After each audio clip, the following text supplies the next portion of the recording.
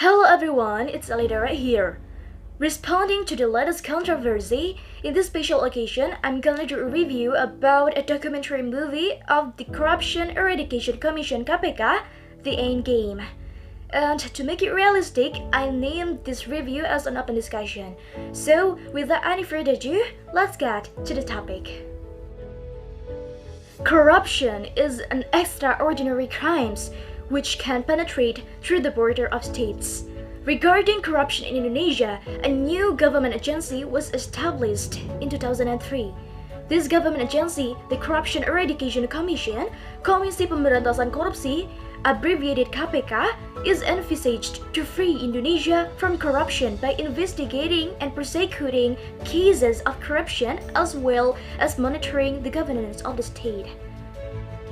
Since its establishment in the wake of the 1998 reform movement, the Corruption Eradication Commission (KPK) has spearheaded Indonesia's long battle against corruption.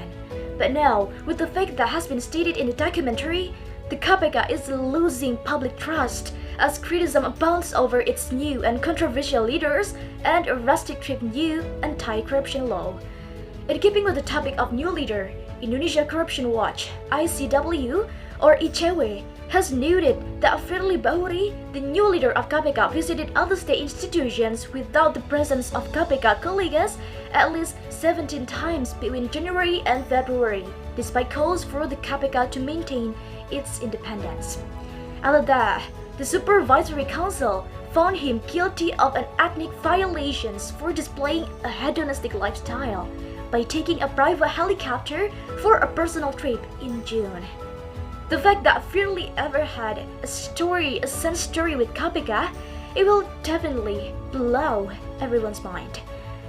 The latest controversy that also stated in the documentary is about 75 KPK employees who didn't pass the National Insight Test. A total of 75 employees of KPK who didn't pass the National Insight Test were asked to hand over their duties and responsibilities to their superiors until a further decision is made. For investigators and detectives, they can no longer handle corruption cases. The cases that are currently being handled by them, such as Harun Masiku and a lot more, must be submitted to their superiors.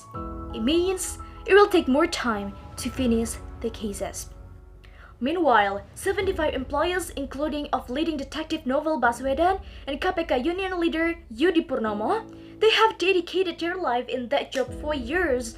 Also, they have dealt with prominent corruption cases, most just recently against Social Affairs Minister Juliari Batubara, Maritime Affairs and Fisheries Minister Edi Prabowo, South Sulawesi Governor Nurdin Abdullah, and General Election Commissioner Wahyu Setiawan.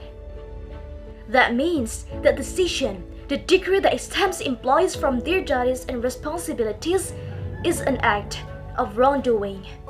Moreover, in my opinion, the transfer of KPK employee status from independent to ASN or ASN should be a mandate, not a selection. The impact of this deactivation will threaten the integrity of the KPK's handling of corruption cases under investigation. Furthermore, it also provides a poor example for anti-corruption education and integrity. It is super clear that the KPK's performance has dropped dramatically in the eyes of society. This is a good documentary that Indonesia have to watch because weakening of corruption eradication within this current and shortcoming period is committed systematically. It is not only against the Corruption Eradication Commission, but also against the civil society who guards corruption eradication and oversees the performance of a clear government. We know that corruption in Indonesia is all invasive, from the small village to the top post.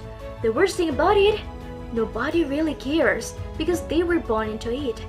It is a cultural practice from the top to the bottom, spread like a cancer in any level of our society. From my point of view, I love Indonesia, but sometimes love is about to remind another to not do anything wrong or against the law. Indonesia must prioritize its reformation agenda in the sector of justice as a part of ways to effectively perform corruption eradication and strengthening integrity system in its law enforcement institution. We cannot change the culture of corruption in one night, But at first, we can't stand the one who's right. I'm pretty sure that we don't want this to be the death of our justice. So, speak the truth even if it's bitter. Okay, that's all from my review of KPK, The Endgame. And for those of you who haven't watched the documentary, I will attach the link in the description box. So make sure you check that out because it will open up your mind. And if you have any idea or opinion about this controversy or documentary, please let me know in the comment section below. Thank you for watching this video until the very end. Signing off right now, this is Alida. Until next time, stay healthy.